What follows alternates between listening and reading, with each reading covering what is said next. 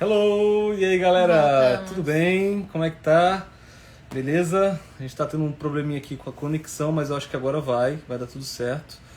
Vamos já chamar aqui a Cíntia pra live, porque a gente tentou entrar agora há pouco, mas a internet deu uma travadinha. Tivemos que reiniciar a live. Mas é muito bom estar aqui com vocês, iniciando a segunda temporada de lives aqui do Tio e Go. É um prazer muito grande falar sobre assuntos que movem a nossa vida, que é algo que a gente já viveu e está tentando viver todos os dias, que é essa questão da missão e divulgar aquilo que a gente acredita, a nossa crença, e também o voluntariado, né? Você se doar em prol do próximo de forma sem pensar em ganhar nada em troca, muito pelo contrário, né? Somar para a vida de outras pessoas, conhecidas ou desconhecidas. Beleza? Vamos ver aqui, ó. Inclusive mandar um abraço aqui, ó, pra Claudinha tá aqui, Romário, até a live com o Romário aí, hein, gente. Na sexta-feira que vem, se não me engano. Inclusive, depois eu vou colocar aqui as Ó, vamos ver datas se pra vai dar certo vocês. agora, Cintia, entrar. Deixa eu só dar um oi aqui, assim. Cintia, agora vai, hein? Agora vai dar certo. Vocês estão escutando a gente bem, pessoal? Tá dando pra ouvir direitinho? Fala, Paulo. Paulo Eu Vitor, tudo bem? Agora vai dar tudo certo. agora eu acho que vai. Agora vai. Vamos começar então, né? Ganhar Vamos. tempo aí. Cíntia, enfim, agora essa live mesmo vai ficar gravada, né? É muito legal ter você aqui com a gente. A sua história realmente chamou muita atenção, porque você é nova, Uhum. você é mulher e você foi viajar para um país totalmente desconhecido, É. né, que você nunca tinha ido na sua vida. Então, se apresenta aí pra gente novamente, por favor. Ai, travou de novo, não acredito. Mas a gente tá te A gente está te vendo. ouvindo e vendo. Estranho. Não Ah, travou. não, Não, travou não. A gente está você conseguindo te tá ver. ótimo. É que vocês ficaram quietinhos. Não. A gente, a gente, Traumatizada aqui. a gente tá te vendo e ouvindo muito bem. Ah, então tá, deu certo então. Mas você ouviu o que a gente falou agora aqui? Sim, tranquilo, agora tá de Ah, boa. tá. Ah, tá. Então, de onde você veio? O que você costumava fazer antes? Pra onde você foi? Começa aí contando pra gente. Então, eu sou do Mato Grosso. Eu nasci no Mato Grosso, mas eu morei um tempão da minha vida no sul, né, em Curitiba. Mas em 2013, mais ou menos, eu voltei para o Mato Grosso e fiquei lá até terminar o ensino médio. Aí eu terminei o ensino médio, fui comportar, fiquei comportando um tempão. E aí nisso eu conheci a FM pelo Rodrigo Sampaio, não sei se vocês conhecem ele. Uhum. Ele, o JP também, que fez uma live com vocês aqui um dia, o JP é de uma cidade vizinha minha. Que Então, legal. quando ele estava na Tailândia, eu acompanhei todo. Quando ele estava lá, os stories que ele postava e tudo mais. E aí eu conheci a FM, fiz minha inscrição pensando, nem vai dar certo esse negócio aí. Pra que deu uma semana depois, eles entraram em contato comigo, a gente deu início já ao processo já. Uau, que incrível. E aí, como é que foi? Você já pensava em ir pra Benin? Porque você comentou, né, no início da live Bom, da outra aqui, já falava francês, você sempre falou francês. Como é que foi? nem um bonjour, malemar eu falava. Na verdade, porque a língua francesa não é uma língua que todo mundo, tipo, vou aprender francês, assim, tipo. Agora não, o pessoal pensa em aprender inglês, aprender outras coisas, espanhol. Mas agora, francês, assim, são raras as pessoas que querem estudar francês mesmo. Uhum. E eu mesmo nunca tinha pensado em estudar francês, em ter que em falar francês. Então foi um desafio muito grande, esse de aprendizado da língua, né? Porque eu fui aprender lá, na marra. E Uhum. aí, durante esse tempo que eu estive lá no Benin, a gente recebeu um treinamento, né? Para aprender outra língua, outro idioma e tudo mais. Então, deu tudo certo, graças a Deus. O Uhum. Espírito Santo trabalhou bastante para que a gente pudesse começar a trabalhar. Eu não fui totalmente sozinha, né? Eu tinha uma brasileira que estava comigo também, né? A minha amiga, a Ávila. Ela é de Rondônia. E a gente ficou junta, né? Nós estávamos praticamente sozinhas, né? Nós tínhamos a Bruna, que é uma voluntária também, mas ela morava em outro lugar. Ela não ficava com a gente. Então lá a gente ficava Uhum. sozinha mesmo.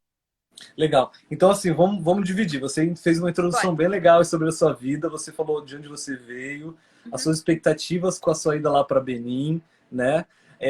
Mas conta um pouco pra gente, assim, em detalhes, o que é a EFM, né? A gente vai ter uma live, talvez, na terceira temporada com o pessoal, realmente os diretores da EFM aqui dos Estados Unidos e tal, Karine É da legal. A tradução, gente já fez quero. uma com o Samir com o também, né? Samir, né? Mas a gente vai ter uma outra com os diretores aqui mesmo. Legal.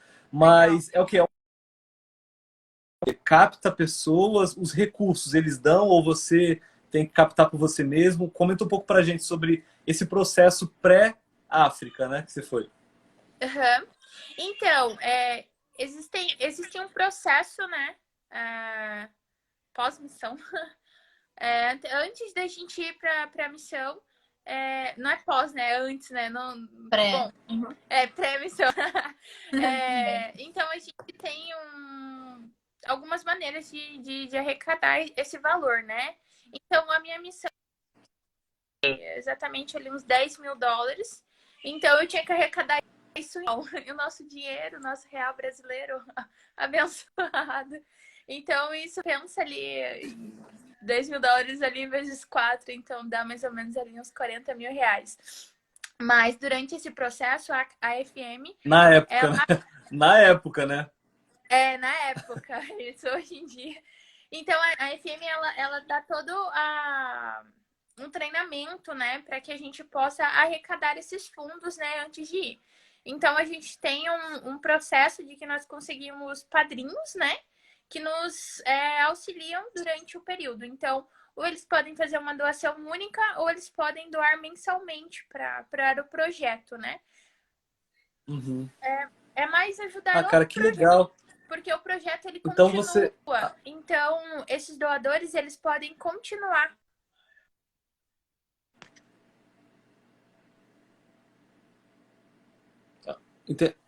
Deu uma travadinha, mas eu entendi. Eles podem continuar Você ajudando, falou, eles né? podem continuar ajudando, né? É isso que você falou, né? Oi? Hello, hello, hello? A gente tá te vendo, você tá ouvindo a gente? Você tá ouvindo a gente? Então, gente, o pessoal que tá assistindo, vocês estão conseguindo ver a gente bem? Ou a Cíntia, vocês não estão conseguindo ver ela? Porque ela deu uma travadinha no rosto dela aqui agora. Eu não sei se foi só pra gente que travou, se pra vocês tá Para dando vocês pra também? ver. Vocês estão conseguindo assistir bem?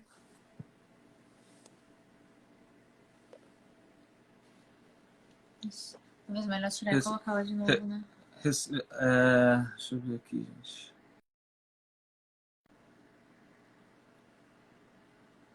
Sim. Vocês estão vendo a gente então.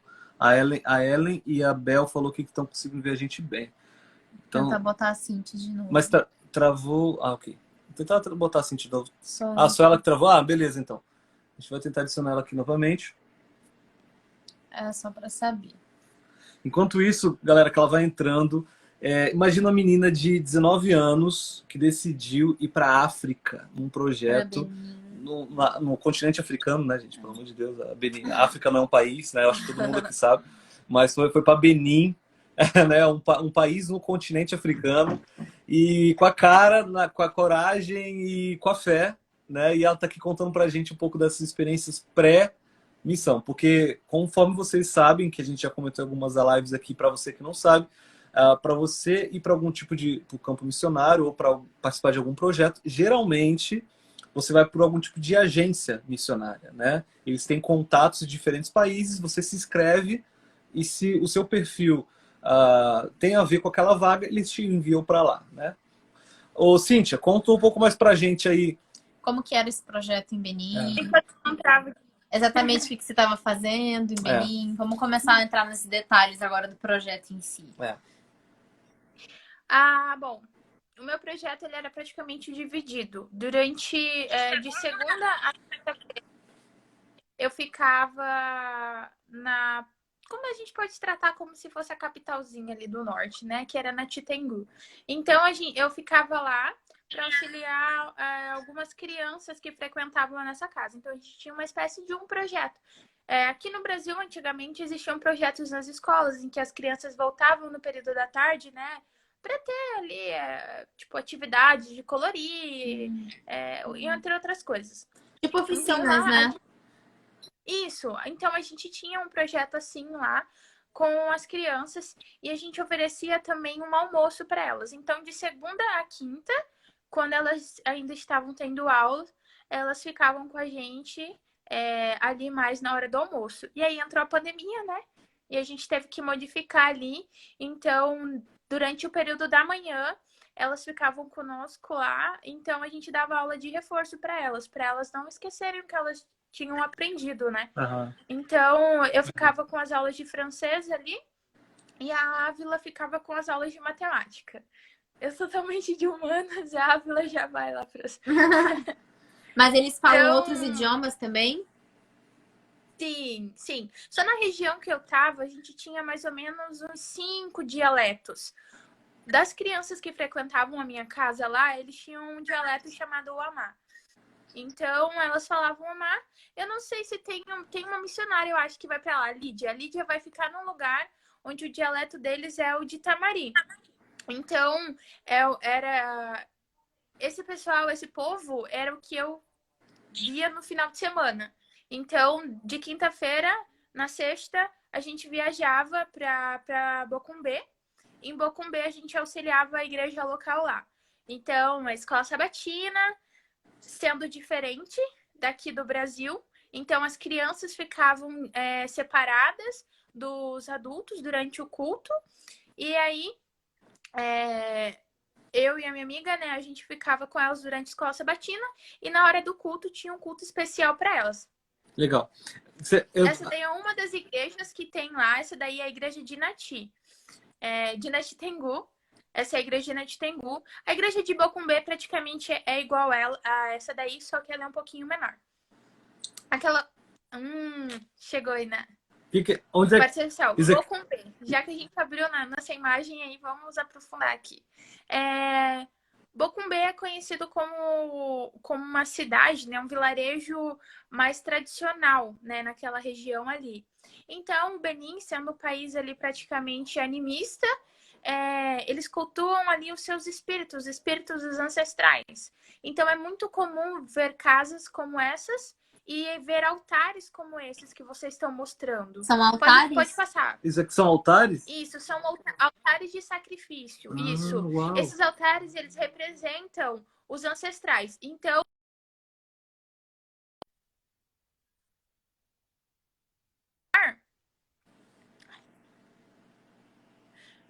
quanto maior for o altar, mais velho era a pessoa que faleceu e foi feito o altar. Entendi. Ah, entendi. Mas eu tô vendo na frente dessa casa. Mas na frente dessa casa, Cíntia, tem 2 altares. Então, que os menorzinhos isso? geralmente eram de crianças, porque lá eram... Isso. Eles têm também esse costume de... Oi? Não, eu perguntei. Os menorzinhos são de crianças e os maiores são de adultos, é isso? É que eu acho que tá atrasado. Bom. Isso. Geralmente, não, tá certinho. Geralmente, esses pequenos são das crianças. O que acontece? Lá eles também têm esse costume de enterrar os seus entes queridos próximos das casas ali. Essa, por ser uma casa mais antiga, provavelmente tinha ali em volta algum ente querido deles que estava enterrado ali próximo, porque eles têm isso de querer que eles fiquem próximos, sabe? Mesmo após a morte. E esses altares aí, os espíritos, eles pedem ali algumas adornos, né? Posso dizer assim. Esse espírito desse altar que tá circulado de verde ali, eles pediam um colar e pediu um chapéu também, que é a parte que tá com um círculo em vermelho ali, é o chapéu que ele pediu. Então, quando chega a época das cerimônias ou essas coisas, eles vão ali, eles matam geralmente galinha, essas coisas, e eles aspergem o sangue assim em cima e deixam escorrer. É por isso que tem essas coisas brancas, é o sangue que escorreu e ficou desse jeito. Entendi. Caraca! Então, lá nessa Então é bem normal de encontrar isso. E é muito normal também escutar as cerimônias, né? Então eles têm praticamente as cerimônias que eu lembro, assim, eles têm ainda a cerimônia de circuncisão, que é o momento que você vai decidir se você realmente vai continuar dentro da religião. No caso ali, eles têm o costume de chamar de fetiche. Pra gente aqui no Brasil é voodoo. Mas então, eles chegam ali mais ou menos com uns 14, 15 anos, eles têm uma cerimônia toda para decidir ali se você vai continuar. É meio que forçado a você continuar, porque lá a família é algo muito importante. Então, se você falar que não, é como se você estivesse indo contra a família, né? Vocês acabaram de mostrar a foto da comida ali. Aqui, que Uma comida é das essa aí? nossas Parece até principais refeições. uma pamonha branca, sei lá. Um angu. Quase. Esse daí é uma polenta branca. Ah, Ela ok. é feita do milho moído, né? Então, a gente tem toda uma preparação para fazer isso daí. Então, a gente compra o milho no mercado, leva no molém lá, no lugar que moe o milho. E tem todo um barulho, um processo. Eu e a Ávila, a gente fez isso para tentar trazer para o Brasil. E quando a gente chegou aqui, nós fomos barradas pela nossa polícia. Ah, Ficamos muito tristes porque o saco que a gente tinha trago dava para comer uns 2 dias. Mas ficou, já é da próxima vez a gente já sabe que não pode trazer. caraca. Industrializado, que a gente não tinha marquinha, né? Industrializado. Esse daí é o atê, a minha comida preferida de lá. Arroz, parece um Parece um arroz. baião de dois. Aqui Um no baião, Brasil, parece um baião de dois. Isso mesmo. Isso daí é o nome aqui no Brasil. Então, o atê, ele geralmente é servido com um molho que tem tofu ali junto. Eles comem muito com tofu lá. Que delícia. E é muito bom, era uma das minhas comidas preferidas. A pate, que era outra, né, que eu acabei não falando o nome, que é praticamente uma polenta branca que se come com molho ali, né? Ela é bem gostosa. Mas, assim, no início foi bem difícil de comer porque eu não era habituada a comer com a mão, né? Então, queimava todas as pontas do dedo, assim. As crianças tiravam sarro da gente porque a gente ia pegar a polenta e a gente ia molhar no molho e geralmente o molho estava quente. Aí as pontas do dedo, assim, queimava tudo. Nossa, as criançadas ficavam tirando sarro da gente. Ô, Cíntia, peraí, deixa Essa foto aí, Peraí. ela é bem legal. Não, Cíntia, antes da gente entrar naquela questão das crianças que você já comentou comigo no WhatsApp, Acho que eu queria tá muito voltar um atrasado. pouco. Eu queria muito voltar um pouco no assunto tanto da religião quanto da comida, né? Você está conseguindo ouvir a gente bem? Sim. Você está conseguindo ouvir? Tô. Tá- Pode colocar a fotinha dele aí que eu vou explicar. Vou não. contar A respeito da. também. Não, beleza. A respeito da religião, Quando eu e assim, a Ávila, nós chegamos... você falou que Sim. você falou que eles são animistas, né? Para quem não conhece o animismo, o que é? Eles acreditam em espíritos, que é como se fosse uma... tem espírito em árvore, espírito na pedra, é isso? Ok. Isso, inclusive esse altar aí, eles acreditam que é o espírito, né, do ancestral. Por isso que o ancestral pediu um chapéu e eles fizeram isso, né, praticamente é de barro feito isso daí. Então, é conforme o espírito pede, né? Então, durante essa cerimônia ali, esse espírito, ele se revela ali entre outras pessoas, e aí ele fala para você o que ele quer. Uau. Então, aqui no Brasil, a gente vê isso como voodoo aqui no Brasil, porque o voodoo, ele originou no Benin, né? Então, aquela região da Bahia ali, onde é o berço praticamente do voodoo aqui no Brasil, a maioria dos escravos que saíram do Benin e foram para lá foram que levaram essa religião para lá, né? Uau, interessante, não sabíamos disso não. Bem novo, inclusive. Eu sempre relacionava com o Haiti, né? Que eu sei que no Haiti também tem bastante. Não sei se é uma vertente diferente, sim. Mas... Eu acho que deve ser algo diferente. Mas o Benin em si, lá naquela região, ele é conhecido pelo voodoo. eles chamam de fetiche carnaval, mas eles têm uma festa específica deles que comemora, né? Que comemora o voodoo. Então, assim, eu já ouvi relatos dessa festa de que não é nada legal, porque eles se fantasiam ali de umas coisas e aí saem batendo nas pessoas, assim, é bem estranho. Chocante. Bem chocante. Às vezes acontece no nosso carnaval também, né? No Brasil. O povo sai se batendo também. Boneco de Olinda, sabe aquele boneco de Olinda? Acho que é boneco de Olinda, não sei. Então, se vocês forem ver, até mesmo as roupas que eles usam é como se fossem os espíritos, mas é uma pessoa que tem dentro, assim, sabe? Que tá se mexendo lá. Sim. Então, bom. Interessante essa vertente histórica religiosa que você trouxe aqui, né? Bem legal. Eu não sabia, foi bem novo também saber disso. Mas ainda nesse assunto da religião, porque é algo que me instiga muito, como o cristianismo é visto, né? Porque acreditar que existe um Deus, né? Que um Deus enviou o seu filho para a humanidade, morreu pela humanidade, é um Deus só, né? Não, o Espírito Santo é um Espírito Santo, mas não é um Espírito que está encarnado em objetos, né? Então, como é a questão do relacionamento com o cristianismo num país animista? Então, a região que eu estava, apesar de ser uma região onde o animismo é muito forte, existia uma presença do catolicismo muito forte. E também do islamismo. Então, era muito comum. Na verdade, eu acredito que o islamismo até era um pouco mais forte do que o catolicismo dentro daquilo. Porque que acontece? As pessoas lá, mesmo as convertidas ali ao catolicismo, né? Porque eles estão há pouco tempo. O Benin é um país novo, então não.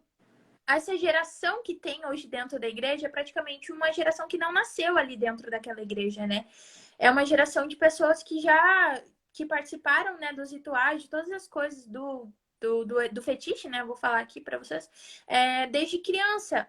Então, eu posso dizer que eles não são verdadeiramente assim convertidos ao catolicismo. Porque o que acontece? Durante certas cerimônias que acontecem lá, eles são convidados a participar dessas cerimônias e são cerimônias extremamente espíritas ali, né? Não, coisas que não tem nada a ver com o que os católicos seguem. Então, eles não são, como que eu posso dizer? Eles não são firmes. Então, é por isso que o Benin, ele não pode... Se vocês forem pesquisar no Wikipedia ali, vai até dizer que, tipo, a religião cristã tem tal número, tantas pessoas lá, mas não são pessoas praticantes. Então, eles podem falar que eles podem ir na igreja católica, mas se tem alguma cerimônia, eles vão estar nessas cerimônias. Então, são raras as pessoas.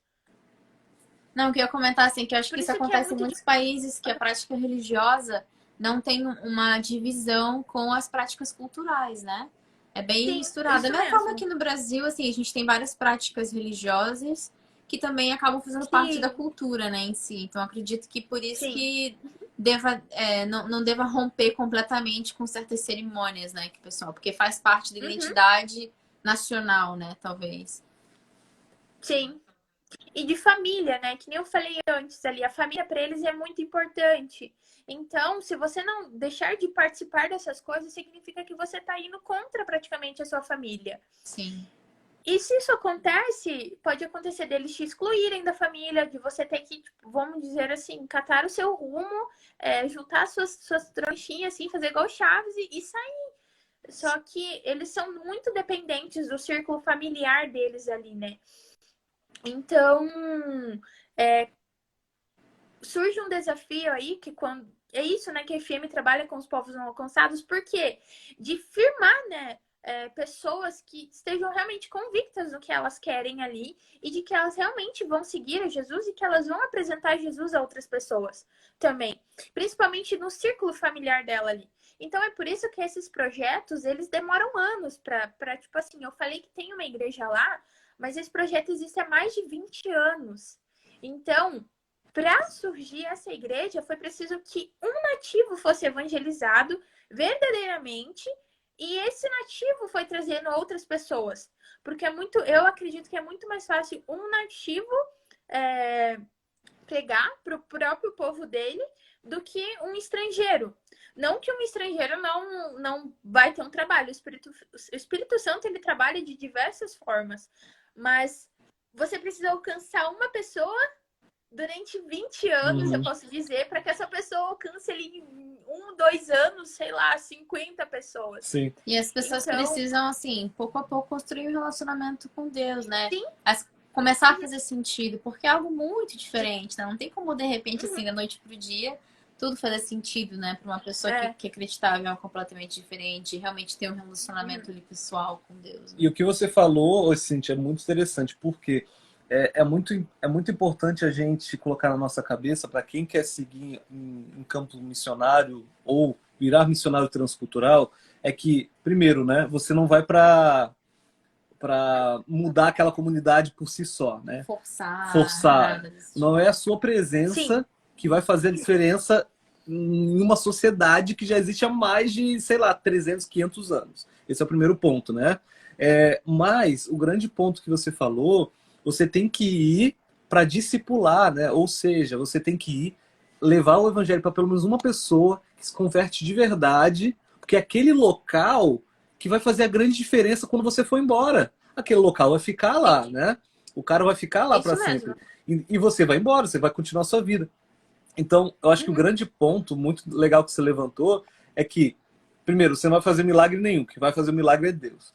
Segundo, essa questão de que você tem que realmente trabalhar, às vezes, com um grupo pequeno, porque depois, quando você for embora, aquele grupo pequeno que vai fazer toda a diferença na sociedade, né?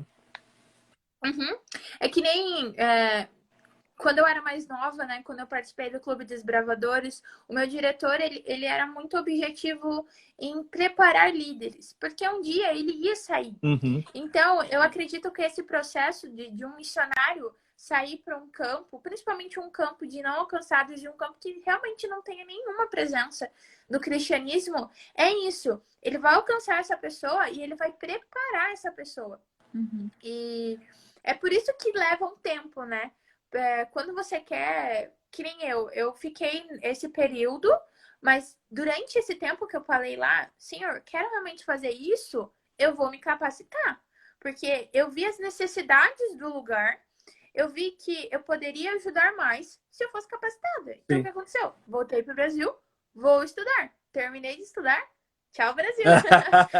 Então, legal. Que massa, Cíntia. Muito... Cara, então, que legal tá essa conversa. O nosso papo se direcionou para algo que eu não imaginava inicialmente e está melhor do que eu imaginava. Galera, a gente vai dar um pause aqui rapidão para falar com vocês. Se você está aqui assistindo, está gostando da live, a Cíntia ela vai mostrar uma curiosidade gigante lá em Benin, que eu não fazia ideia, que acontece com as crianças. Tá bom? É uma prática cultural. É uma prática cultural muito forte e realmente eu fiquei muito chocado ao saber disso. Então, se você quer saber sobre isso, clica aqui embaixo da Cíntia, tem um aviãozinho, clica nesse aviãozinho e envia para os seus contatos, várias pessoas, ok? E não só isso, clica embaixo do queixo da Cíntia, tem um coraçãozinho, acho que tem um coraçãozinho, clica nesse coraçãozinho, explode o dedo desse coraçãozinho aí, ó, porque o Instagram vai mandar essa live para mais pessoas e também pra gente conhecer sobre outros países, conhecer outros países e também as pessoas para conhecerem a Cíntia aqui, essas lindas histórias dela, tá bom? Tem foto aqui? Tem foto aqui. Peraí, isso aí, ó. Já tem galera já metendo o dedo aqui no coração. Aqui, ó. Show. Aqui? Peraí. Tô procurando aqui a foto. Ô, Cíntia, você tá aqui com a gente ainda? Deu uma travadinha? Quanto tempo dura a nossa live? Eu tô ouvindo. Acho que deve estar atrasado. Eu vou tirar a Cíntia e vou adicionar de novo. Peraí. Ela tava ali. Peraí, eu vou adicionar ela de novo. Porque às vezes isso acontece. Ó, Cíntia, eu vou te adicionar aqui novamente. Espera aí. Cadê ela? Ela saiu e entrou. Será de novo? Esperar a Cíntia voltar. Ó, quem tá aqui também chegou. O dedo vai cair, Diogo. Ó, quem chegou aqui foi meu sogro. Só para quem chegou agora na live, a convite de outras pessoas. A gente tá aqui falando com a Cíntia Cruz. Ela tem 20 anos apenas. E ela foi missionária em Benin durante um ano. Benin é um país no Oeste africana. Às vezes eu me perco essa questão de... Sou vitoriosa, eu sumo aos poucos, depois eu volto. Vai. Tudo bem, vamos botar aqui então. Eu cliquei sem querer. Qual que Aqui, é a ó. foto? Essa é a primeira. Essa aqui? É. Cíntia, o que que são essas cicatrizes nessas crianças? Conta pra gente.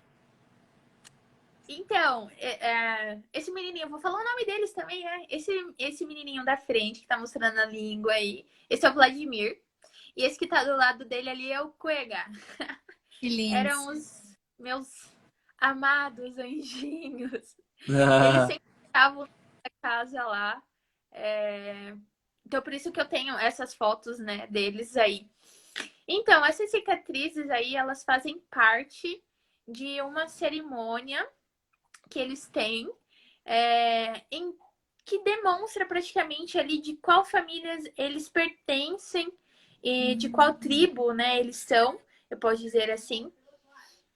E quando eu cheguei no Benin, eu já saberia que eu encontraria pessoas assim. Esse praticamente foi o meu primeiro choque cultural, porque as cicatrizes deles aí são as cicatrizes mais de leves. Mas existem pessoas lá, principalmente na região onde a Lídia vai ficar ali, que é Bocumbê, que são pessoas que têm o rosto inteiro cicatrizado. uau. E aí teve um dia que eu tava conversando com um dos meninos lá, que é dos nativos, e eu tava perguntando para eles como que era, né, esse processo. E eles foram me contar como é que funcionava esse processo. Então, o que acontece? As crianças, elas são amarradas, né? Porque sabe como é criança, né? Se tá te machucando ali, ela vai querer meter a mão, ela vai querer sair correndo, sei lá. Então, elas são amarradas durante essa cerimônia. E esses cortes, eles são feitos por famílias, então esses desenhos, eles são por família. Então, por exemplo, são 3 irmãos, eles vão fazer os mesmos desenhos. Eles não são só feitos no rosto, existem algumas partes do corpo também que eles fazem essas marcas. O que acontece? Durante esse momento que eles estão amarrados ali, tem toda aquele coisa de ritual, tem os batuques, né? Eles têm uns tamborins, né? Tamboris que a gente pode dizer assim. E a cada cerimônia é um tipo de batida diferente. Então, essa cerimônia ela pode acontecer mais ou menos quando eles têm uns 7 anos, ou isso pode acontecer antes também. Isso vai depender muito da família. Essa cerimônia também ela é considerada como se fosse uma entrega ali aos ancestrais, né? Para que eles possam proteger a criança e tudo mais. Então, eles são amarrados, eles fazem esses cortes. E o que acontece? O que mais cortou meu coração quando eles me contaram foi que eles não podem chorar. Porque o choro para eles é uma demonstração de fraqueza. Então, você imagina, nós aqui da nossa cultura, se a gente faz qualquer corte, a gente já chora, dependendo do corte, a gente já chora ou fica dolorido. Imagina você ter o seu rosto praticamente todo ali cortado e a mesma faca que é usada, por exemplo, se são 3 irmãos, a mesma faca que é usada no primeiro irmão é usada até o último irmão. Então, nem tem esse negócio de ficar lavando, tem anestesia. A menina falou de anestesia aqui, nadinha. É o natural. Então, é praticamente a anestesia deles, ele nem é uma anestesia, mas é o ficar amarrado, né, para não se debater ali enquanto faz os cortes. Então, isso também para eles como se fosse uma honra, assim, sabe, para a família tá fazendo isso. Demonstrar, olha, Mas isso eu tem. a nossa família.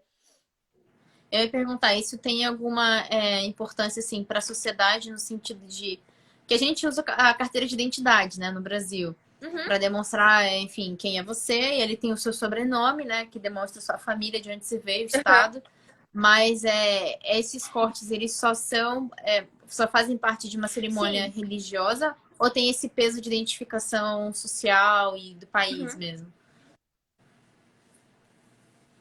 Tem esse peso também na região que eles moram.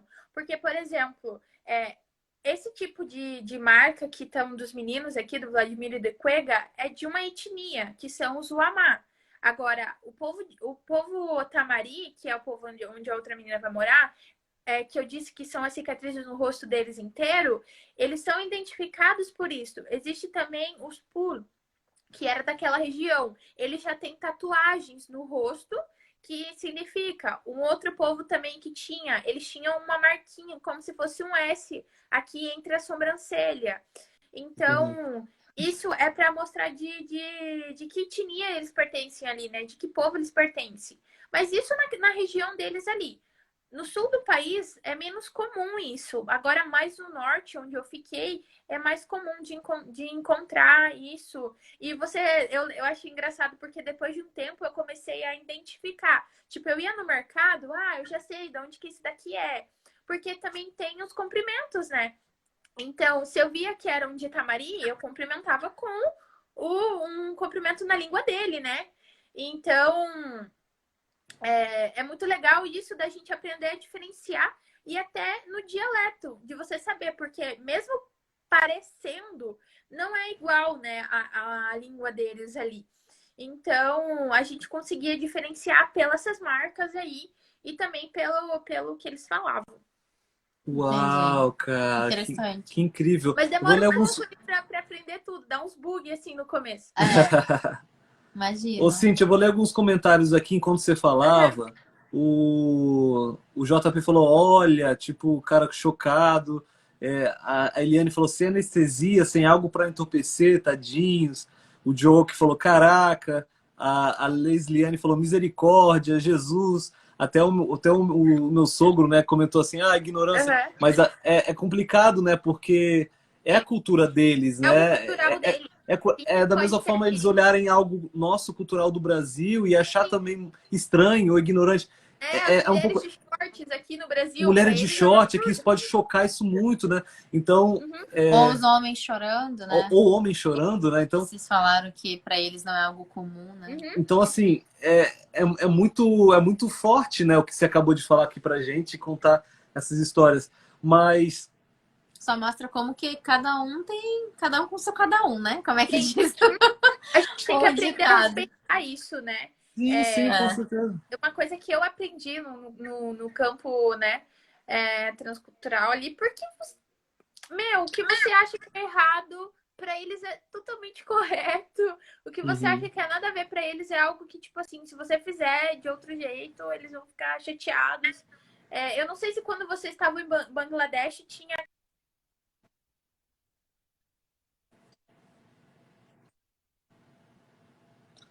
Cíntia, deu uma travadinha no seu...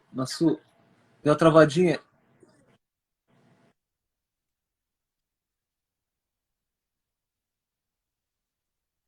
Isso, tinha. Gente, deu uma travadinha aqui na Cíntia, eu vou adicionar ela novamente, mas eu tô gostando demais desse papo, tá muito bom mesmo. Deixa eu adicionar ela aqui de novo. Cíntia tá aqui, a Cíntia, beleza. Enquanto isso, vou mostrar uma foto aqui para vocês, só para você ter noção, tudo que a gente já conversou. Ela comentou que... a Cíntia voltou. Continua, Cíntia, continua o que você tava falando, depois eu mostro as fotos. Eu tava falando sobre as mãos. Eu não sei se em Bangladesh também é o costume de dar a mão esquerda lá. Você não pode comer, você não pode entregar dinheiro, que é falta de educação. Então, isso pra gente... eu cheguei lá, até eu pegar o costume, tipo assim, associar que, tipo, se eu fosse entregar o dinheiro com a mão esquerda para uma pessoa mais velha, ela ia pensar que eu era mal educada. Então, até a gente se acostumar com isso... demora um pouco, você passa umas vergonhas ali, mas é assim mesmo. Sim. É assim mesmo. E, Cíntia, olha só, tem uma foto aqui. Na verdade, eu vou só dar uma resumida aqui para a galera que chegou agora, na metade da live. A Cíntia falou que, essa pedra ali, é como se fosse um altar. Geralmente tem na frente das casas, né, os altares menorzinhos, conforme vocês podem ver na foto anterior, os altares maiorzinhos. Eles sacrificam ali galinha, alguns animais para os antepassados, por espíritos, porque ela morou nesse país que, nas grandes tribos, elas são animistas, né? E animistas são pessoas que acreditam em vários deuses e tem deuses em tudo. Ela comentou também com a gente sobre a alimentação dela. Ela é tipo uma polenta branca, né, Cíntia? Que você comentou com a gente. E também esse baião de dois aí da África. Baião de dois africano. Bate. Nossa. Bate. Legal. Cíntia, ó, você já comentou bastante sobre essa questão da religião, essa questão da cultura. Alimentação, tinha muita pimenta lá? Qual era a sua Ah, maior... Inclusive, deixa eu até já unir outra pergunta. Alguém perguntou aqui, ó, qual foi a maior dificuldade dela? Aqui, ó, cheguei atrasada, mas quais foram os seus maiores desafios? Conta pra gente. Foi a alimentação? Foi a língua? O que que foi? eu acho que sim, a língua. Eu acho que foi minha maior dificuldade, porque chegou ali mais ou menos em. Eu precisava do francês para me comunicar com aquelas pessoas, porque funcionar com elas. Então, já faziam mais ou menos 2 meses que eu estava lá e eu não estava conseguindo me comunicar com elas. E aquilo foi começando a me fazer mal. Então, eu acho que isso foi uma dificuldade muito grande. A alimentação, um pouco no começo. Porque eu acho que nós brasileiros somos muito adaptáveis. Então, assim, no começo foi meio estranho. Aprendi um truquezinho com a Bruna. Ela falou: você tá comendo aquela parte ali? Pensa num lanche gostoso, uma batata frita. Pensa no McLanche feliz. Só come. Então, assim, a gente não comia isso todo dia, né? A gente comia nós comíamos coisas diferentes, né? Era o mesmo cardápio toda semana, mas cada dia era uma coisa. Então, não dava assim pra você enjoar daquela comida. A comida que a gente comia em casa não era tão apimentada quanto a da rua. Se nós precisássemos comer na rua, eu e a Ávila, né, a minha dupla, a gente teve um final de semana que a Bruna, que nos recebia em Bocumbê, ela tava viajando e a gente precisava ir para lá. E quando a Bruna não tava, a gente comprava comida fora, a gente não cozinhava porque a Bruna não tinha fogão. O fogão dela era fogão, era um fogão de barro assim, só que ele era muito difícil de fazer fogo. Olha a desbravadora pica-fumo aqui. Ele era realmente muito difícil de fazer fogo. Então, demorava demais e a gente não tinha tempo. Então, a gente comprava na rua, que saía mais barato do que a gente ficar lá e mais rápido. E a gente sempre perguntava: tem pimenta? Tem pimenta? E a mulherzinha, não, só tem um pouquinho só um pouquinho deles é muito pra gente. Inocente. Eu gosto de pimenta. Só que assim, nesse dia, assim, tava muito forte. E a pimenta deles é uma espécie de pimenta muito forte. Ela é muito gostosa, inclusive eu trouxe dela pro Brasil aqui pra dar de presente pra galera aqui. Mas Pra inimigo, né? Tem que maneirar, tem que maneirar. Comprou pra dar pros teus inimigos. O pessoal que gosta de pimenta que ficou feliz. Eu trouxe específico, né, pra galera. Então, assim, ela é muito forte. Então, nesse dia, nossa, a Ávila não deu conta de terminar de comer. Eu comi de boa, depois ia passar o picante da boca lá, eu gosto. Então, não deu nada pra mim. Mas, assim, tinham vezes que a gente tinha casa da gente comprar comida e essas comidas ali, elas estarem bem apimentadas, assim. Mas era gostoso de comer. Principalmente tofu. Nossa! Tinha um tofu deles que tinha um molho de pimenta assim em volta. Meu Deus, aquilo era muito bom. Saudades, saudades. Tofu aqui no Brasil é muito caro. É verdade, verdade. Ô, Cíntia, comenta um pouco pra gente sobre a questão pelo fato de você ser mulher e estar num país totalmente diferente. Por mais que você tenha ido com uma amiga, né? Você foi com uma outra moça junto, mas ainda assim você era solteira, você, enfim, não tinha nenhum homem ao seu lado. E a gente sabe muito bem que esses países são bem machistas, né? Conta pra gente esses desafios nesse sentido, né? Como foi pra você? Eu acabei de lembrar de uma história, você falou disso, ó, assim, tinha falar de algo sério aqui, mas eu vou contar essa história antes de falar. Eu e a Ávila, nós não estávamos ainda fluentes no idioma e a gente estava no nosso vilarejo lá, numa boutique que tinha lá para comprar não sei o quê, e já era meio de tardezinho, tarde de noite. E aí eu tava esperando pra comprar coisa, e é tipo, sabe aqueles barzinhos antigos assim, que tem, ele é igualzinho um bar mesmo. Então, essa boutique eu tava lá, então tinha uns caras bebendo lá. Infelizmente, né? No Benin, antes que eu falo que bebida e cigarro, essas coisas, tem tudo quanto é lugar, né? Tipo, é uma praga isso. Então, eles vendem o uísque em sachê. Olha isso, que absurdo. Eles vendem o uísque. Então, o pessoal toma aquilo como se fosse, tipo, pinga, assim, né? Então, eles tinham os homens lá que estavam bebendo. E eu tava esperando ali pra comprar o negócio. E era uma dificuldade de ter que falar com a pessoa ali pra pedir o negócio. E aí esse cara começou a me incomodar ali, eu não dominava muito o francês ainda, e a Ávila tava comigo. E aí esse cara começou a vir querer me chavecar, assim, né, a gente pode dizer. A Ávila foi vendo que ele tava se aproximando muito, e a Ávila foi ficando brava. E aí uma hora ele veio, é porque assim, existe um limite em que a gente aprendeu. Tipo assim, enquanto uma pessoa ela está conversando com você, ela está falando, você pode ali responder ela ou educadamente, ou você pode dar uma indireta, tipo, moço, por favor, dá licença. Agora, a partir do momento que a pessoa toca em você, aí isso fica um pouco mais complicado. O que aconteceu? Esse moço ele foi pegar em mim, E nisso que ele foi pegar em mim, ele tocou no meu braço, e nisso eu já virei pra ele e já falei em nome dos pais, que não toque em mim, e aí a Ávila já começou a discutir com ele, e aí a Ávila soltou uma pérola. Ela falou que a gente era um casal. Olha as missionárias. O cara perguntou se ela era meu marido, né? Nas palavras deles lá. E a Ávila falou, sim, sou sim. E aí eu fiquei pensando depois, o que esse povo vai pensar desses missionários aí? Não, mas serviu, né? isso serviu como proteção para vocês naquele momento? Sim, sim. Ah, perfeito, então. Deu certo. Então deu certo a estratégia. Então, assim, era algo muito comum, assim, deles darem em cima da gente, assim. A gente aprendeu a levar na brincadeira. Claro que existiam situações que acontecia. Por sermos brancas, né, praticamente ali, estrangeiras, infelizmente, eles têm essa visão de que o estrangeiro tem dinheiro. Mal eles sabiam que eu e a Ávila, nós éramos mais quebradas que tudo. Então, assim, eles olham a gente com um olhar de interesse.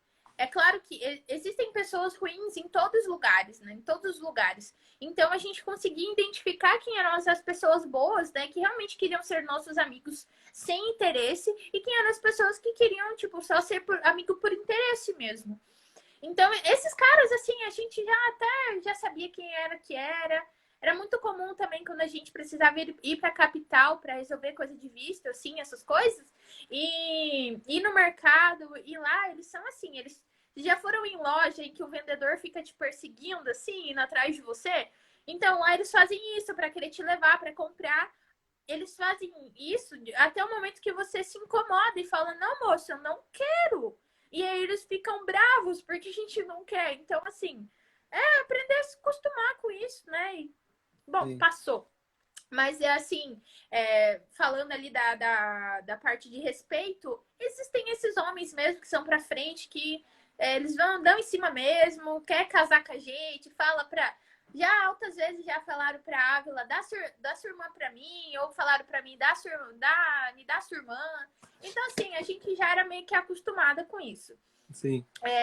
Inclusive, uma coisa que a gente fez, que foi uma adaptação cultural pra gente também, foi raspar o nosso cabelo, né? A gente tava há um mês praticamente no país, a gente raspou o nosso cabelo. Eu e a Ávila, a gente percebeu que estava sendo uma barreira pra gente, o nosso cabelo, porque assim, o cabelo deles, eles não cresce igual do Brasil, aqui que eu digo, né?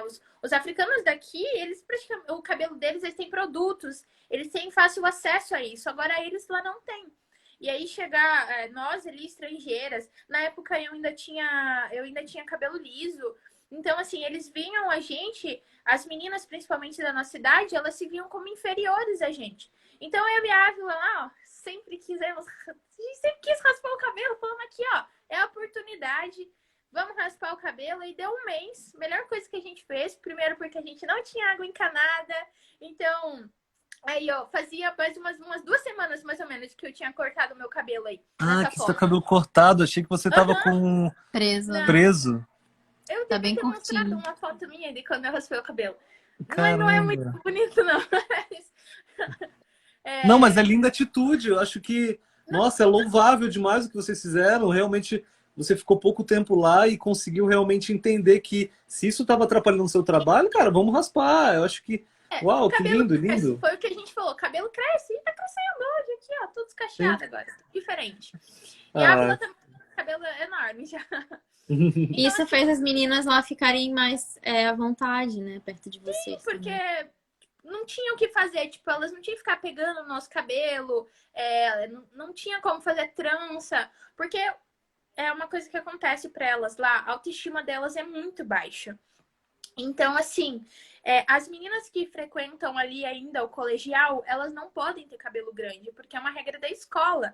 Então, elas têm que manter o cabelo delas raspado até elas terminarem. E geralmente elas só terminam a escola em torno de 20 anos, porque é muito difícil de terminar a escola lá. Eles têm um sistema francês em que eles têm que fazer praticamente um vestibular para concluir ali o ensino médio. E esse vestibular é muito difícil, então existem várias pessoas que ficam, tipo, 4 anos tentando fazer isso e não conseguem. Então, para elas poderem frequentar a escola, elas têm que ter o cabelo raspado. Agora, depois da escola, geralmente elas deixam o cabelo crescer, ou elas fazem trança, né? Ou elas usam peruca. Existem, no mercado é muito normal ver vendendo peruca, assim. Elas usam isso, porque o cabelo, assim, para elas é algo importante, né? Poxa, Acho que tem gente que acha que é besteira, né? Mas que desde criança, né? Tanto para meninas quanto para meninos, né? É importante a pessoa se enxergar ali, né? sim. Bem. E eu estou pensando aqui até a questão dessas meninas, né? Depois dos 20 anos, o cabelo já não cresce mais igual como se fosse uma criança, sabe? Porque você ficou raspando a vida toda raspando e o cabelo ele já não tem a mesma, enfim, eu não entendo muito bem, mas o básico que eu sei é que, pô, se ela só vai deixar crescer depois dos 20 anos, cara, é muito sabe? difícil crescer bastante. Ele não vai ter mais aquele, como é que é? Um caimento. Eu não sei porque eu nunca raspei minha cabeça. Vai ficar o pelo vai ficar um pouco mais grosso, né? Então, eu acho que tem relação a isso, né? Eu acho que é mais parte da frustração mesmo. Não, também, né? Mas. Isso. É por isso que eu falei, a gente tinha basicamente a mesma idade. Então, a gente tinha uma amiga que tinha a mesma idade que a gente, praticamente. Então, a gente percebia que ela ficava, tipo assim, toda vez ela vinha com elogio, tipo, você tá muito bonita, como você é bonita, tipo, você é mais bonita que eu. Às vezes elas falavam essas coisas, a gente virava pra elas e falava, não é assim. A sua beleza é diferente da minha beleza. Eu tenho a minha beleza e você tem a sua beleza. E a sua beleza é bem bonita. Então, assim, era difícil delas se aceitarem, sabe? Então a gente raspou. Foi a melhor coisa que a gente fez, porque era fácil de lavar. A gente não precisava pegar mais um balde de água lá no poço só para lavar o cabelo. Além do calor. Então, assim, foi um combo perfeito. Eles acharam meio estranho no começo, tipo, nossa, por que vocês fizeram isso? O cabelo de vocês era tão bonito. Porque para eles ainda é muito precioso, né? Mas a gente falou, vai crescer. E cresceu durante o tempo que tava lá. Voltamos pro Brasil, ainda tá crescendo. Legal. Já vai estar grande de novo, do mesmo tamanho que tava antes lá, então. Que lindo, cara. Que linda atitude. Inclusive, a Eliane falou aqui, ó, desprendida da vaidade em detrimento de um propósito maior. Exatamente. Eu acho que até a começar pelo fato de sair do conforto do Brasil, na casa dos pais, trancar a faculdade, ela trancou a faculdade para ir para um país lá africano, onde realmente foi totalmente diferente da realidade dela. Eu acho que já começa por aí esse desprendimento, né?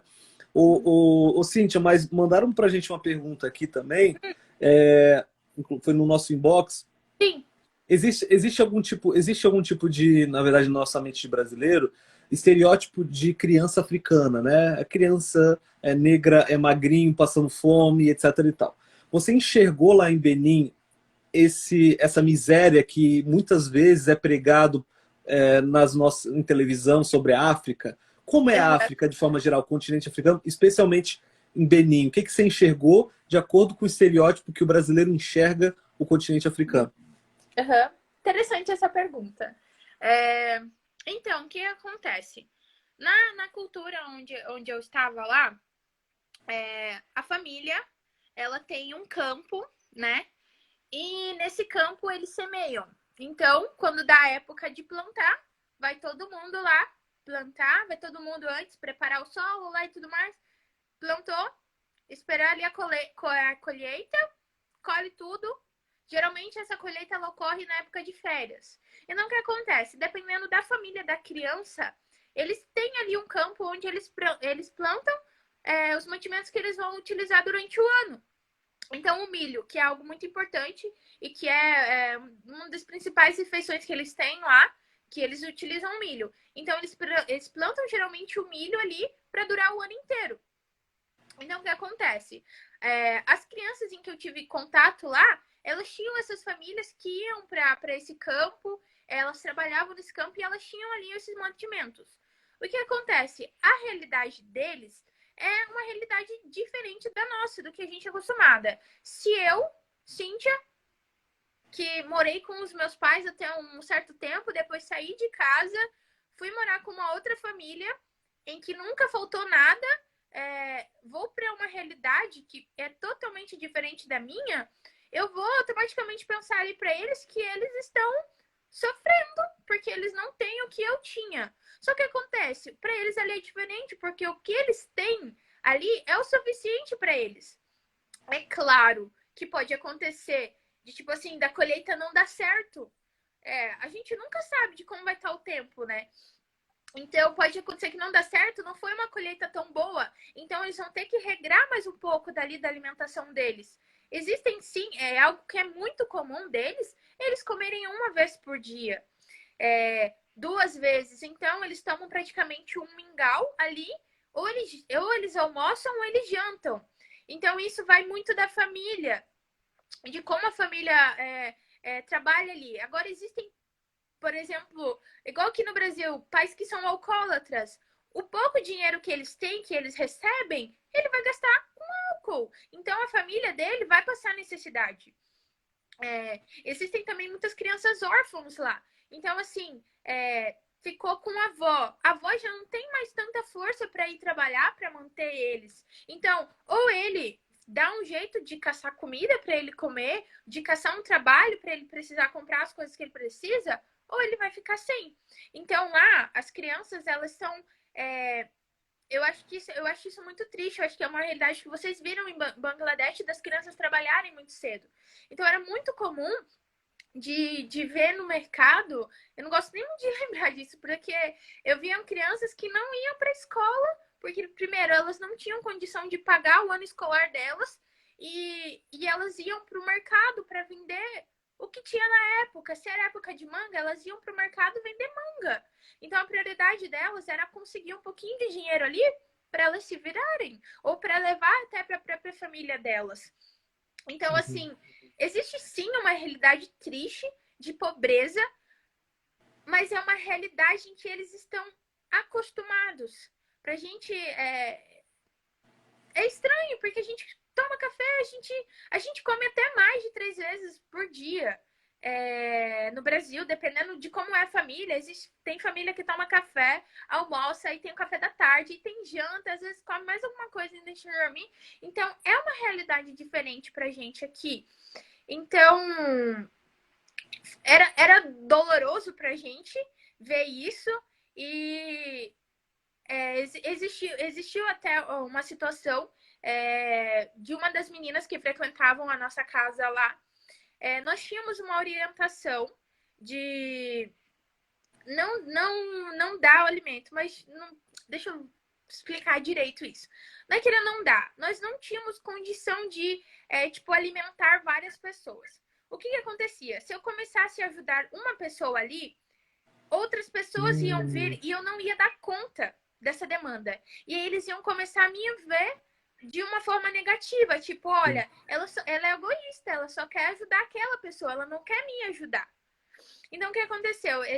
Teve uma vez que tinha uma das nossas menininhas lá, a gente sabia da realidade delas, a gente conhecia as famílias delas. Por exemplo, quem não tinha mãe, quem não tinha pai, quem, tipo, tinha o irmãozinho recém-nascido. Então, a gente sabia dessas realidades. Então, essa menininha, ela chegou em mim à tarde. Geralmente, eles faziam isso mais com a Ávila, mas ela chegou em mim e ela falou assim, a gente, acho que tinha...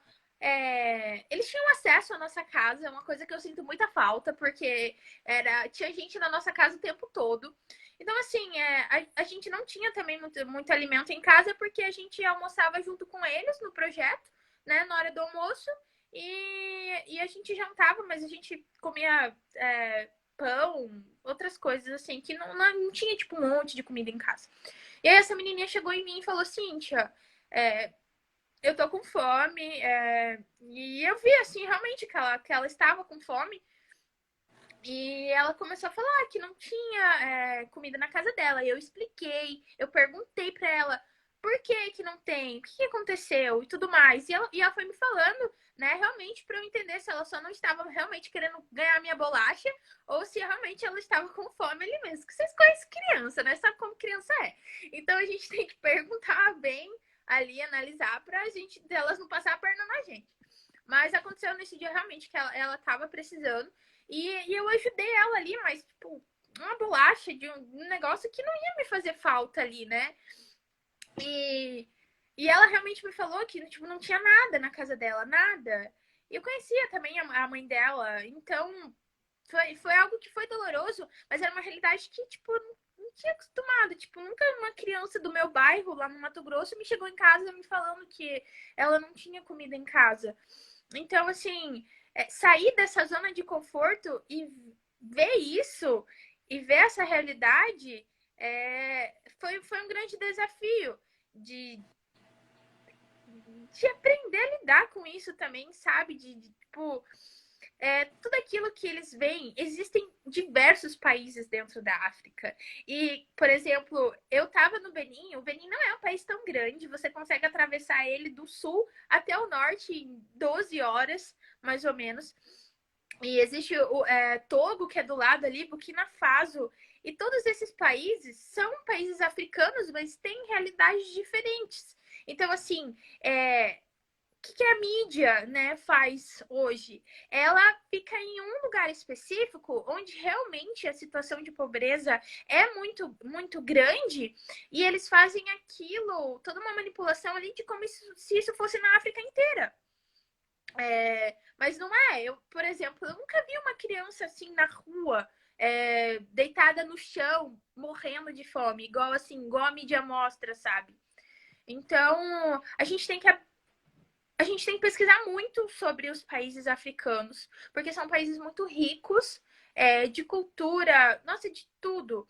Então, para você saber realmente o que é verdade, o que não é, e para você se preparar também para ir para esse lugar. Eu já convidando a galera a fazer missão para você se preparar para ir para esse lugar. Mas isso acontece para qualquer missão que você for fazer fora, uma missão transcultural, para qualquer país que você for, você tem que estudar um pouco sobre esse país que você vai, para você não chegar lá e ter grandes choques, né? Sim. Na verdade, é diminuir um pouco os choques, né? Por mais que você estude, Isso, tipo, um ano porque você sobre já o sabe, né, negócio, o que tem. chega lá ainda assim vai ser uma surpresa. Então, Cintia, a gente completou agora há pouco 1 hora de live. Geralmente a gente E tem já como vai promessa a gente. completar 1 hora de live e acabar para não ficar tão cansativo. É Sim, sexta-feira à noite, o pessoal já trabalhou a semana toda, tá deitado. Eu sei que tem alguns aqui já deitados na cama, assim, assistindo a live e tal. Agora já é 10h49, 9h49 aí agora, né? 9h49. sim, E o que acontece, galera? Vocês que estão aqui assistindo a gente, que vão 49. Nossa, responder. Eu tenho mais 2 perguntas para vocês, para a Cíntia. E ou eu faço essas 2 perguntas, ou a gente acaba a Cíntia live aqui e Tagarela. agradece a ela. Se você quer ouvir um pouquinho mais da Cíntia, mais alguns minutinhos, manda o joinha aqui embaixo, aqui no coraçãozinho, e coloca aqui eu quero, eu quero, eu quero. E aí vai ser mais 15 minutinhos de Cíntia aqui com vocês. Cíntia Tagarela aqui, vocês botam pra falar aí, tem que me dar uma segurada, senão. Ó, não, inclusive a Eliane falou aqui, ó, quanta sabedoria para uma garota tão nova, sem dúvidas, essa experiência, um divisor de águas na sua vida, né? Imagino que tenha sido, né? Sim, Ó, o pessoal tá falando pra fazer pergunta, então vamos lá, pra gente, fechou. talvez em Bora. 10 minutos, 5 minutos pra cada pergunta. É. Vamos tentar. Qual é a primeira pergunta? Então, a primeira pergunta é assim, né? Já falamos sobre a questão da figura feminina e tal, da cultura, mas quem foi a Cíntia antes, quem foi a Cíntia durante e quem foi a Cíntia depois? Né? Eu sei que você é muito nova e o teu depois, né? Dos 20 anos até a sua terceira idade, está muito longe, Sim. muita coisa pode acontecer na sua vida, né? Mas o que mudou no seu mindset, no seu estilo de vida, sobre quem foi você antes, durante ou depois dessa experiência lá em Benin? Cíntia aprendeu a ser pandura. Brincadeira. Aprendência econômica.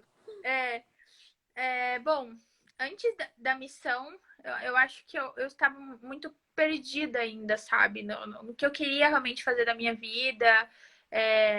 sempre gostei muito de estar envolvida em missão, mas eu precisava, assim, tipo, realmente eu quero fazer isso mesmo, sabe? E eu ter feito, ter tido essa experiência lá no Benin, durante todo o ano que eu estive lá no Benin, você comentou de trancar a faculdade, eu ainda não tinha entrado na faculdade.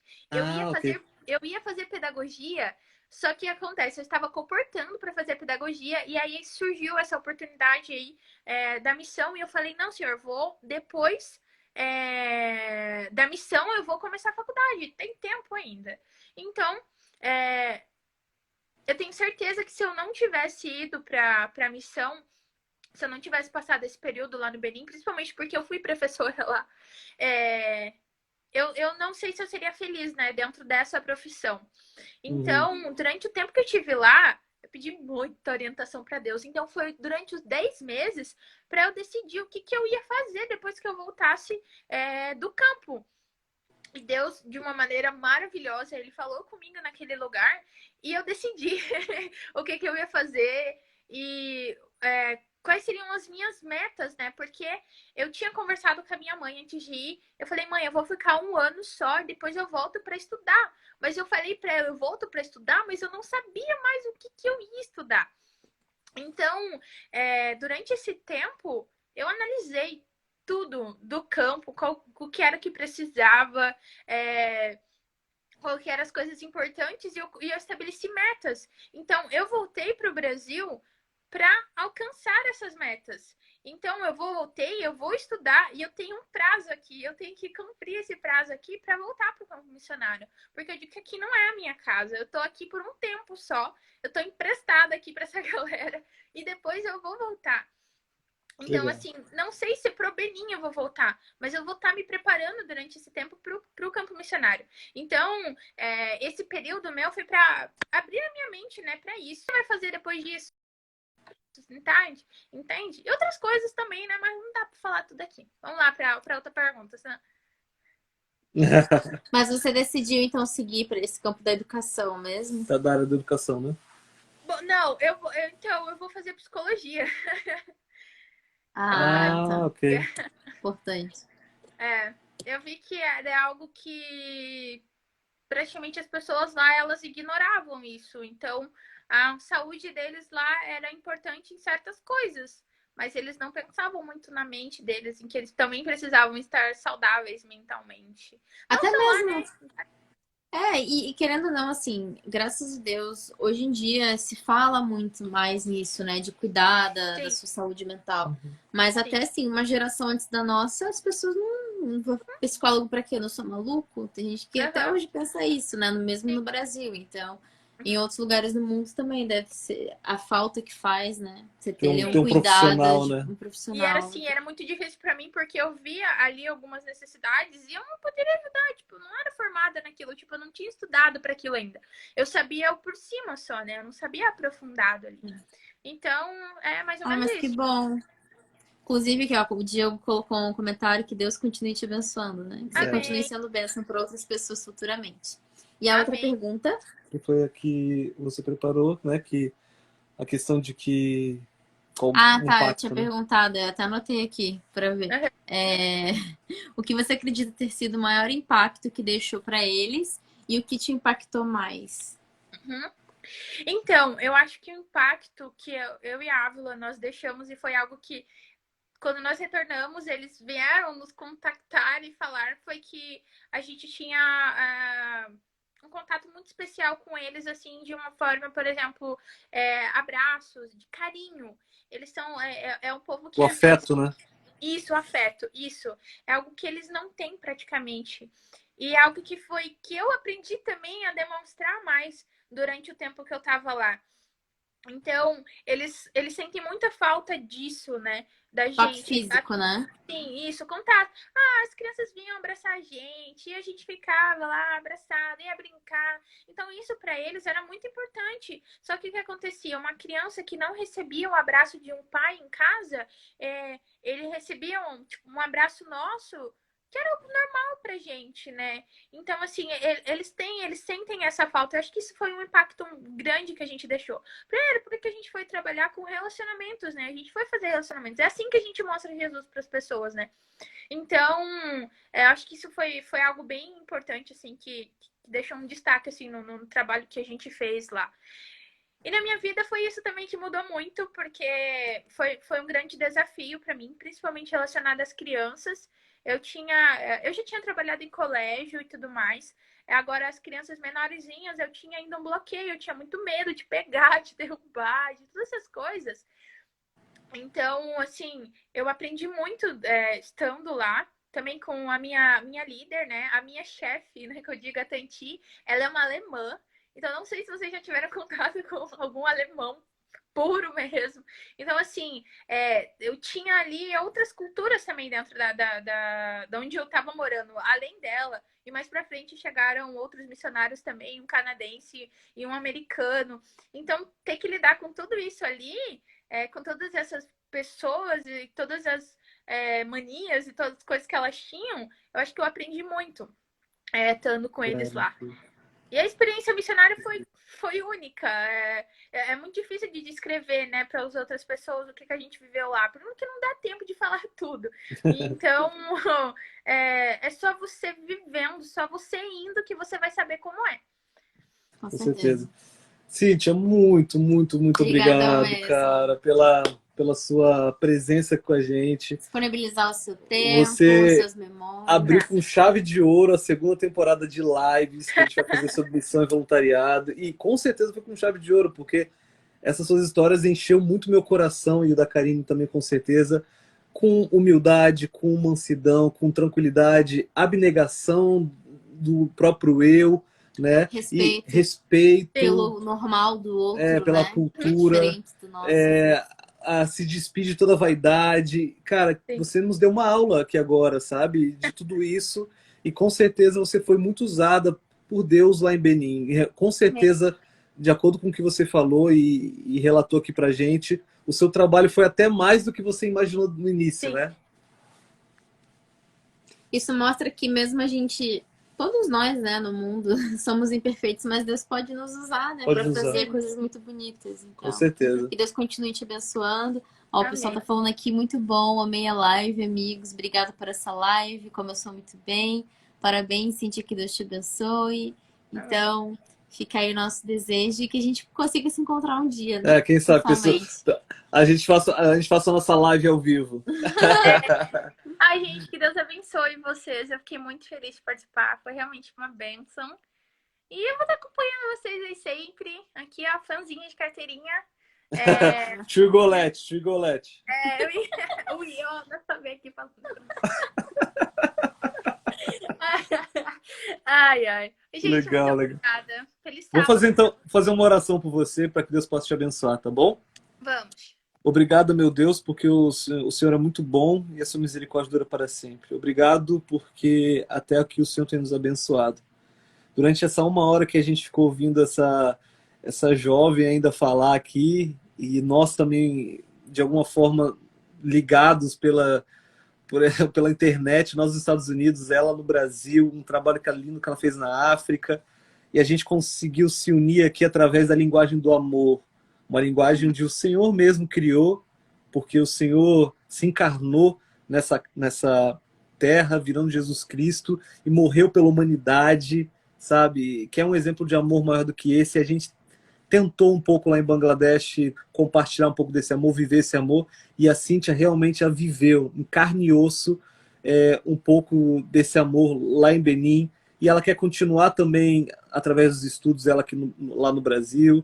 Em nome de Jesus, meu Deus, por favor, abençoe a vida da Cíntia, que o Senhor possa realmente fazer um milagre na vida dela, que esse calor e essa paixão que ela está nos olhos, no coração, que é algo muito perceptível na vida dela, possa continuar. É muito comum a gente esquecer, né, as coisas boas que acontecem na nossa vida, mas em nome de Jesus, que esse fogo que está no coração dela possa ser mantido, independente do que ela decidir para a vida dela.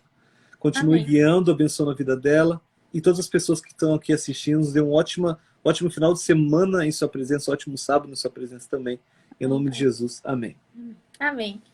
Tchau, gente. Fiquem com Tchau, Deus. tchau. Um Beijo, tchau, tchau. Ai, Foi um meu prazer. Galera, inclusive, eu já aproveitar aqui para fazer um merchan, né? Um merchanzinho básico, mostrar aqui para vocês, ó. Sexta-feira que vem, a gente tem uma live. Ó, agora a gente tem uma agenda de lives, gente. Olha que bonitinho, que coisa organizada, né? Ó, hoje foi com a Cíntia, lá de Benim. Lá de Benim, ela já está no Brasil. Ela foi para Benim. Na semana que vem a gente vai falar com o Romário. O Romário, inclusive, acho que estava aqui na live. Ele assistiu grande parte da live, eu tô aqui ainda, deve ter saído. Mas enfim, o Romário, ele e a esposa foram ser missionários no Amazonas. Ficaram, acho que, mais de um ano lá, num ribeirinho, uma ilha ribeirinha lá, que se fala, né? Fazendo vários trabalhos missionários, sociais, com aquelas comunidades, ajudaram em construção e obra. Sensacional. A gente vai falar também com a Laurinha. Ela participou de um projeto chamado Um Ano em Missão, lá no Mato Grosso. Ela também é nova, tá? E eu acho que é muito legal a gente sempre ouvir, assim, galera nova também falar sobre a paixão que tem pela divulgação da palavra do reino e também em servir o próximo através do amor de Deus. A Lua, ou melhor, a Yasmin, que foi para a China, a Lua foi para a Amazonas. A Lua é o nome dela, tá, gente? Não é a Lua, não. O nome dela mesmo é a Lua. Também foi para um outro projeto do Amazonas. E a gente vai fechar com chave de ouro no dia 26/3, com o Gabriel e a esposa dele. Eu não coloquei o nome da esposa dele aqui, porque eu esqueci o nome da esposa dele. Mas ela é aqui dos Estados Unidos, ele estudou junto comigo. E ele tá morando no Chad. O nome dela é Sara. Sara, né? Uhum. Sara. E ela é médica missionária lá num hospital lá no interior do Chad. Vai ser sensacional e a gente vai fechar essa temporada com chave de ouro aqui com vocês, tá bom? Vocês vão poder praticar inglês também. Com certeza. Bom, vou poder praticar inglês, porque a live vai ser em inglês com a Sara. E lendo os últimos recados aqui, que Deus abençoe vocês. Amém. Foi show. Se a primeira foi assim, imagina a ótimo última. sábado a todos. Beijo, gente. Beijo. Boa noite.